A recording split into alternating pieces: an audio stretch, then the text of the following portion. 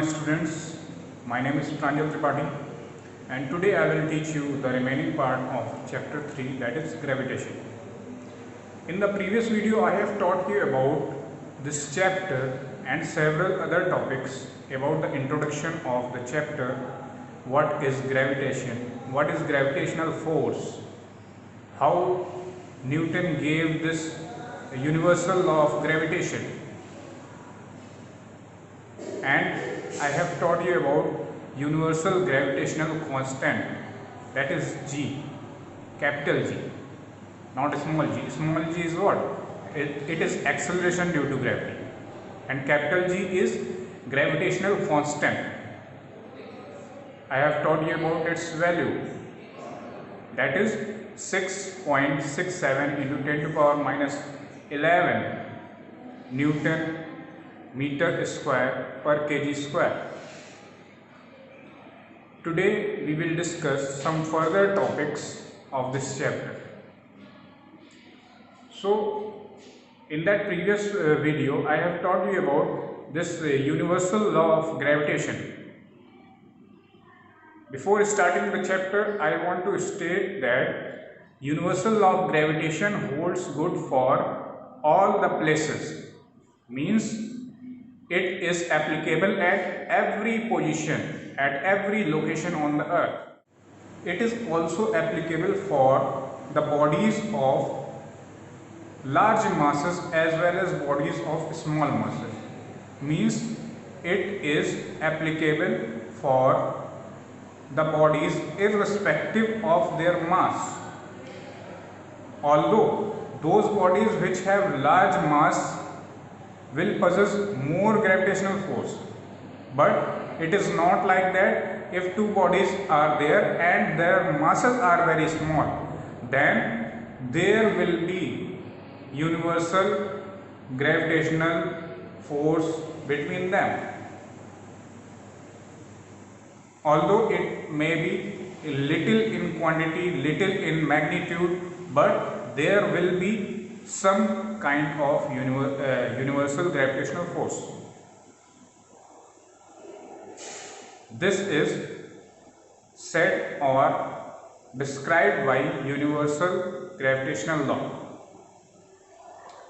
So today we will move on our further topics, that are how to determine the value of gravitational constant. We have studied that the formula of gravitation was, gravitational force का जो formula हमने पढ़ा था वो क्या पढ़ा था, F equal to G m1 m2 upon r square. Now we have to determine the value of gravitational constant. Gravitational constant की वैल्यू हमको निकालनी है और हमने पढ़ा था फॉर्मूला क्या, G F equal to G m1 m2 upon r square. Now the thing which we have to do now is take some small balls that are made up of gold. सोने से बनी हुई कुछ छोटी सी हमें ball लेनी है, दो, and these two balls are suspended with a thin delicate thread. The thread should be strong also. Thread जो है वो ऐसा होना चाहिए कि स्ट्रॉन्ग हो, थ्रेड वीक नहीं हो, डेलिकेट नहीं. डेलिकेट मतलब ज्यादा ऐसा भी नहीं होना चाहिए कि वो ब्रेक हो जाए, टूट जाए. सो these two balls are made up of gold. These two balls are made up of gold and these are separated with certain distance. कहने का मतलब क्या है कि ये जो आपकी जो बॉल्स थी गोल्ड की, ये r डिस्टेंस के द्वारा सेपरेट है. इन दोनों के बीच में डिस्टेंस कितना है, r डिस्टेंस. r डिस्टेंस होने के बाद हम लोग क्या करेंगे कि जो भी मास है इन गोल्ड बॉल्स का, वो हम इस फॉर्मूले में पुट करेंगे and we will measure the force also. इसके बॉल के बीच में जो फोर्स है वो भी मेजर करेंगे। Then G equal to FR square upon M1 M2।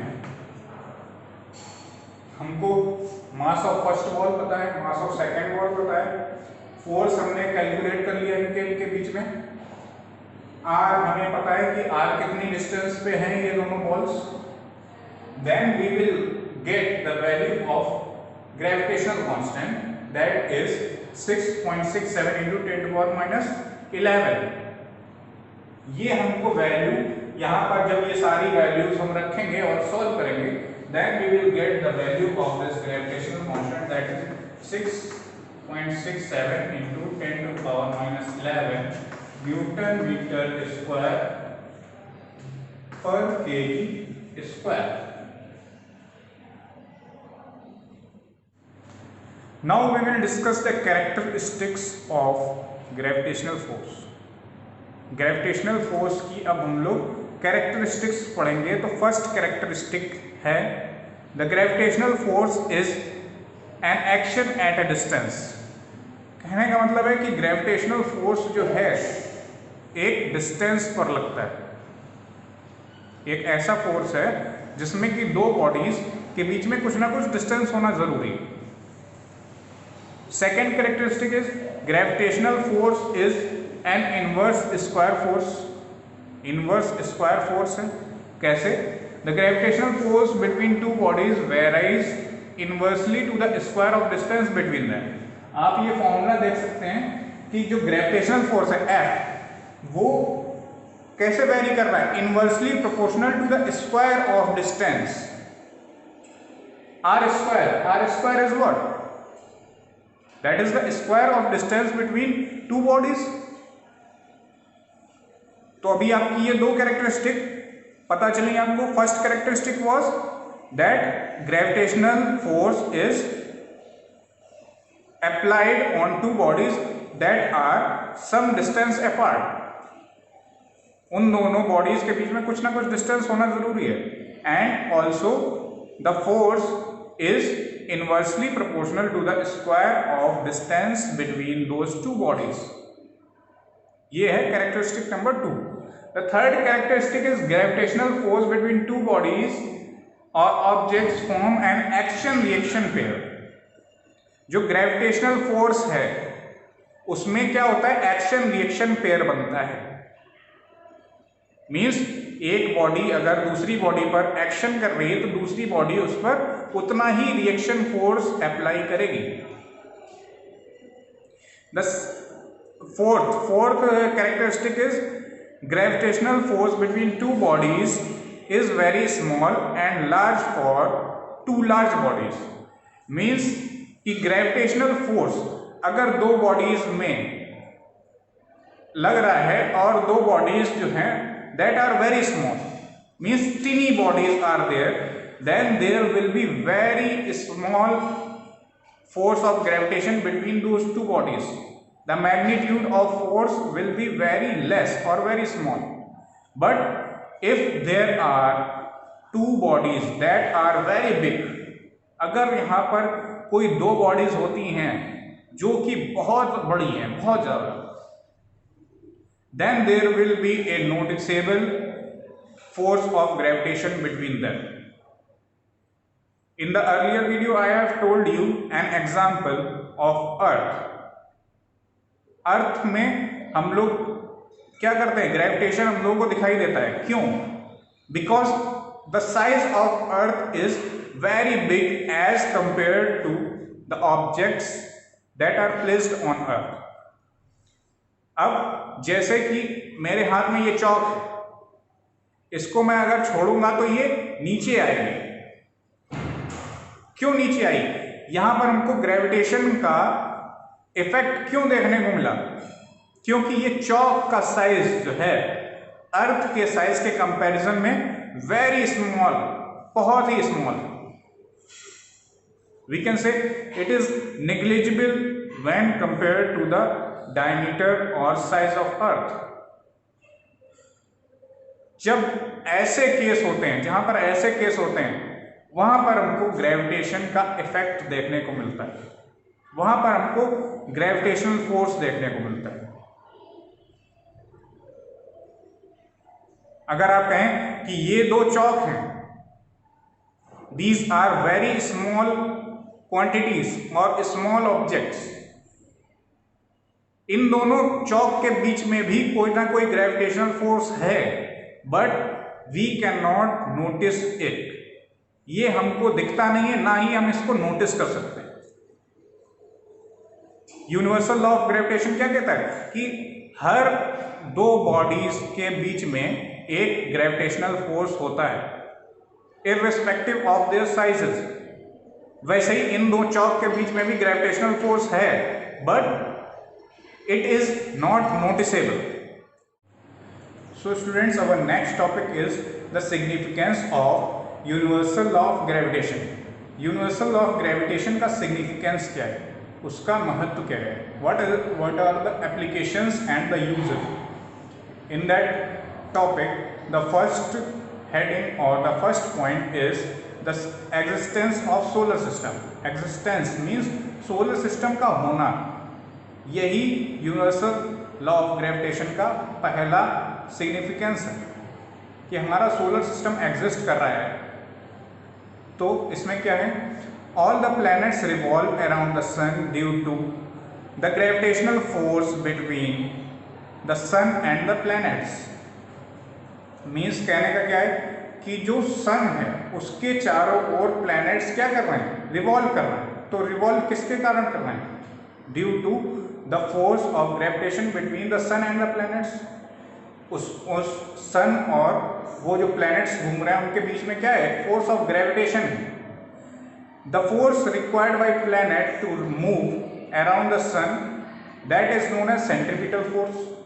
अब जो फोर्स है, एक किसी प्लैनेट को फोर्स चाहिए होगा ना घूमने के लिए, ऐसे तो घूमेगा नहीं। जो फोर्स वो प्रोवाइड किया जाता है वो किसके द्वारा प्रोवाइड किया जाता है, सन के द्वारा, and that force is known as centripetal force. I have told you earlier when I started the chapter what is centripetal force. तो when centripetal force was directed towards the centre and it keeps body moving in a circular path और a circular orbit. अब वही उसी चीज का application यहां पर भी लागू हो गया कि सन है बीच में, उसके चारों ओर क्या कर रहा है, प्लैनेट रिवॉल्व कर रहा है। अब प्लैनेट को जो सेंट्रीपिटल फोर्स मिल रहा है that is from the sun. It means we can say that the centripetal force is provided by the gravitational force of attraction between the planet and the sun. जो centripetal force है वो किसके द्वारा मिल रहा है, the force of attraction between sun and the planet. Now in case of the planets that are revolving around the sun, then the centripetal force is given or provided by the force of attraction between the sun and the planet. कहने का मतलब क्या है कि the centripetal force है वो सन के द्वारा मिलता है, या हम कह सकते हैं कि उस फोर्स के द्वारा मिलता है जो कि सन और प्लैनेट के बीच में है। But in case of the satellites that are revolving around our planets, then the centripetal force is provided by the force of attraction between the planet and that satellite. दो केसेस हैं, दो cases कैसे हैं कि सन के around भी planet move करते हैं और प्लैनेट के अराउंड उनके सैटेलाइट्स मूव करते हैं ना। तो सेंट्रीपिटल फोर्स जो है सन के केस में, कौन से केस में, सन के केस में, जब प्लैनेट रिवॉल्व करेंगे सन के around, then the centripetal force will be provided by the force of attraction between sun and the planets, while in case of the satellites that are revolving around the planets, then the centripetal force will be provided by the force of attraction between planet and satellite. तब force of attraction किसके द्वारा मिलेगा, planets और satellite के बीच में जो force of attraction है उससे मिलेगा। Coming on our second point, that is high ocean tide.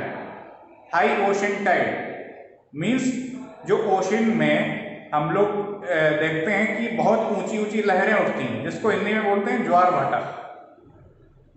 That is due to the gravitational force of, gravitational force किसका? मून का. Gravitational force of moon. Let us study. Let us now see how the ocean tides take place. अब हम लोग बात करेंगे कि ocean Tide कैसे वो होता है, कैसे टेक पार्ट करता है, कैसे टेक्स प्लेस, मतलब कैसे होता है.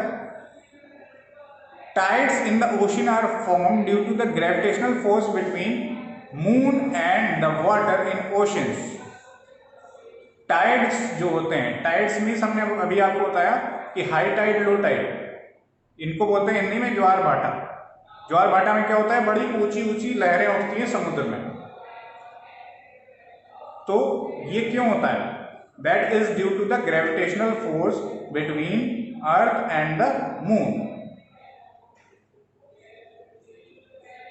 अवर third point is the planets and their moons.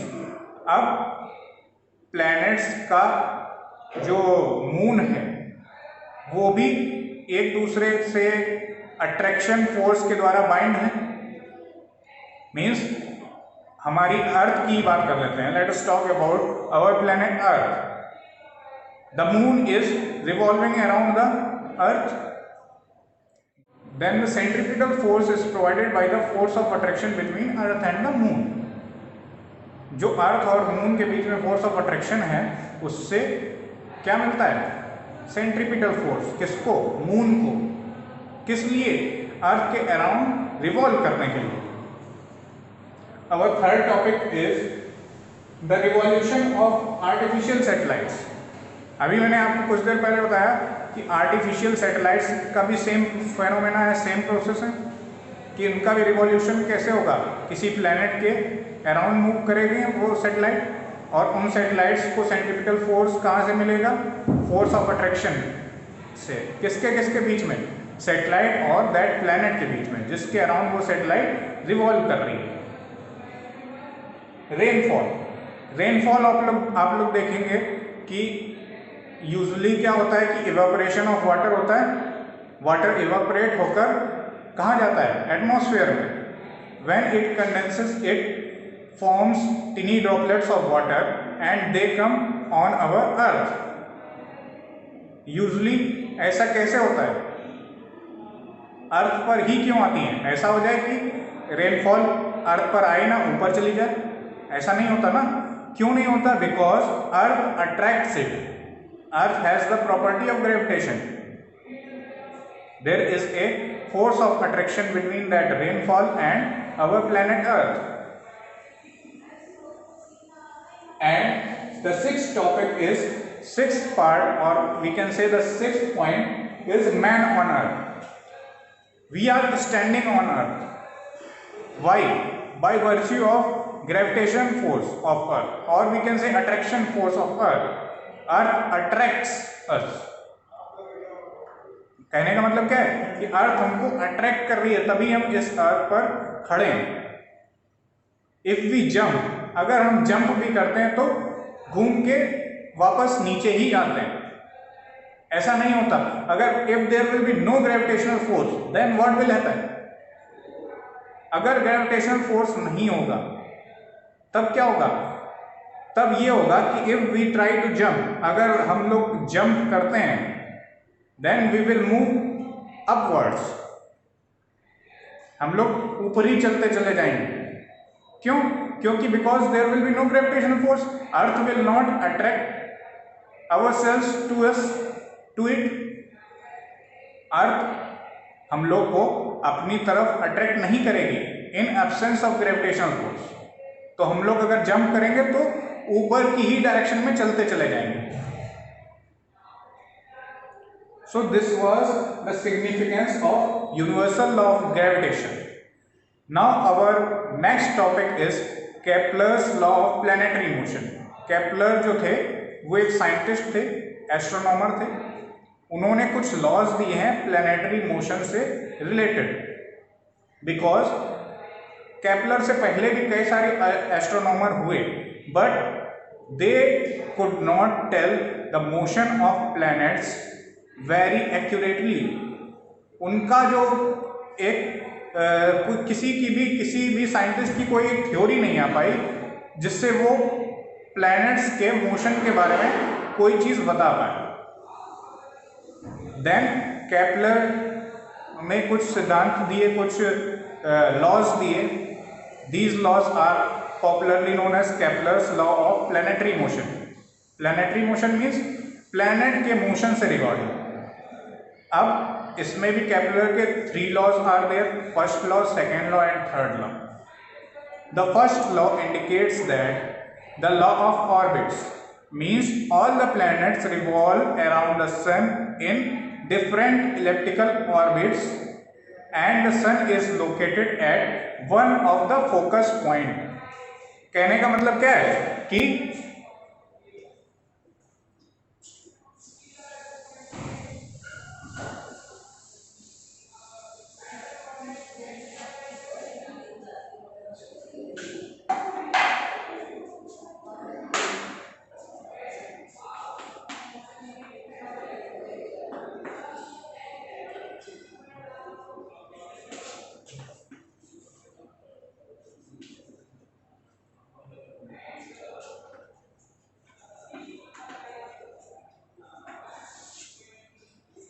तो फर्स्ट लॉ इनका जो था,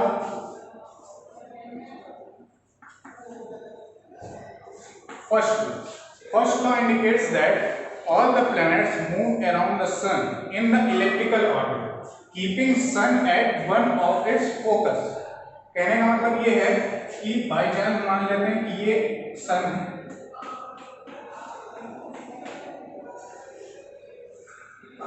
and all the planets revolve around the sun in elliptical orbit keeping the sun at one of its focus।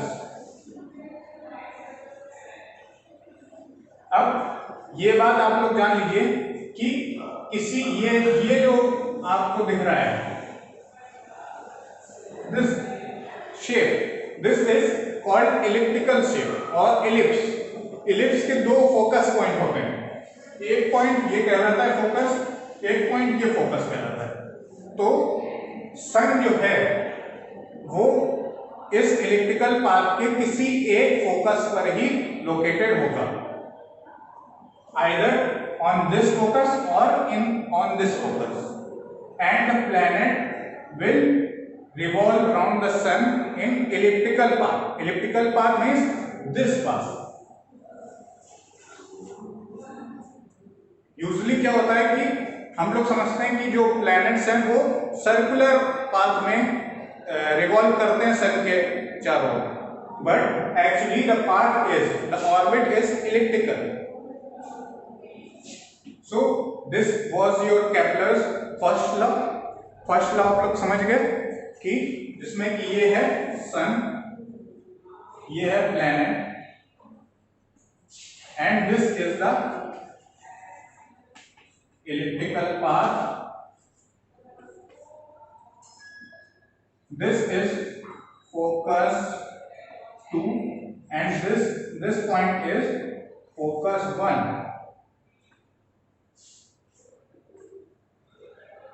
so अब आप लोग समझ गए Kepler's first law. First law indicates that all the planets revolve around the sun in elliptical orbit keeping sun at one of its focus point। अब बात करते हैं the law of areas. Law of area क्या कहता है? The second law states that according to Kepler, a planet revolves around the sun in such a way that the line joining the sun and the planet sweep equal areas in equal interval of time। कहने का मतलब ये है कि एक ऐसी line जो कि ज्वाइन कर रही है प्लैनेट को सन से, वो इक्वल एरिया स्वीप करेगी, इक्वल एरिया कवर करेगी in equal interval of time. कैसे?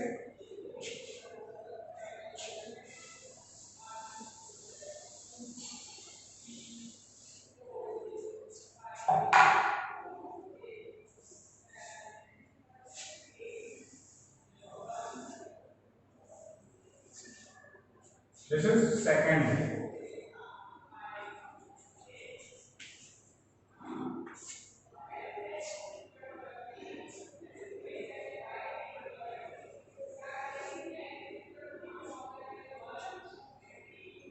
ये sun, this is sun, and this is planet.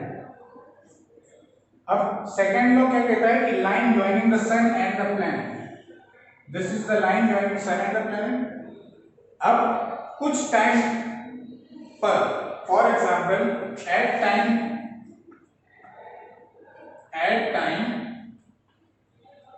T1 वो प्लैनेट इस पोजीशन पर है। अब फॉर बाई चांस मान लेते हैं कि आफ्टर 1 आवर वो प्लैनेट इस पोजीशन पर पहुंच गया एट टाइम T2।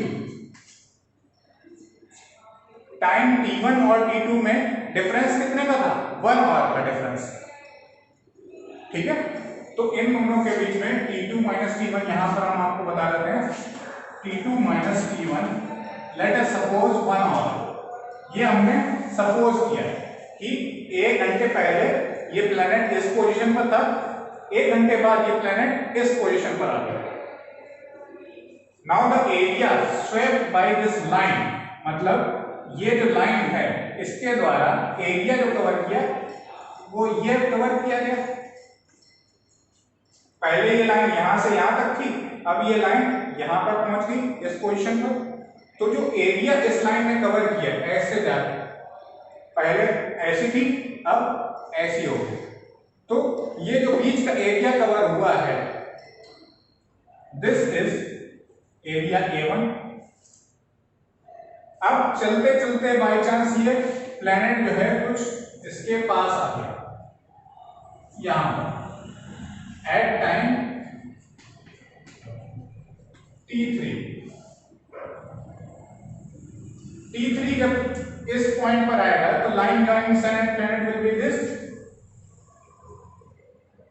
अब आफ्टर 1 आवर जब यहां पर T3 पर पहुंच गया, T3 के 1 घंटे बाद एट T4, अब T4 और T3 में भी डिफरेंस कितने का था? 1 आवर का। कहने का मतलब कि टाइम डिफरेंस देखिए, पोजीशन चेंज हो रही है, पोजीशन के साथ टाइम डिफरेंस वही रह रहा है। मतलब 1 घंटे पहले यहां पर था, 1 घंटे बाद यहां पर प्लैनेट आ गया, 1 घंटे अब ये प्लैनेट चल के इस पोजीशन पर आया और उसके जब यहां पर पहुंच गया उसके 1 घंटे बाद ये प्लैनेट यहां पर आ गया। Line joining the planet is this. तो जो एरिया कवर हुई इस लाइन के द्वारा दैट इज दिस पोर्शन। अब देखिए ये जो एरिया है दैट इज A2। अब according to Kepler's second law of planetary motion this area A1 is equal to the area A2। अब आप ऐसे भी देख लीजिए, ये एरिया देखिए यहां से सन से प्लैनेट की दूरी ज्यादा है, ये आपको देखने में लग रहा है कि एरिया कम है, लेकिन दूरी ज्यादा है तो उतना ही एरिया ज्यादा कवर कर रही है लाइन। विड्थ इसकी भले कम हो बट लेंथ तो है ना। हियर देखिए प्लैनेट कितने पास में सन के, तो जैसे ही ये यहां पर आएगा और 1 घंटे बाद तुरंत यहां पर आ जाएगा, तो जब लाइन है, जो लाइन है प्लैनेट को सन से जोड़ रही है वो स्वीप करेगी दिस एरिया।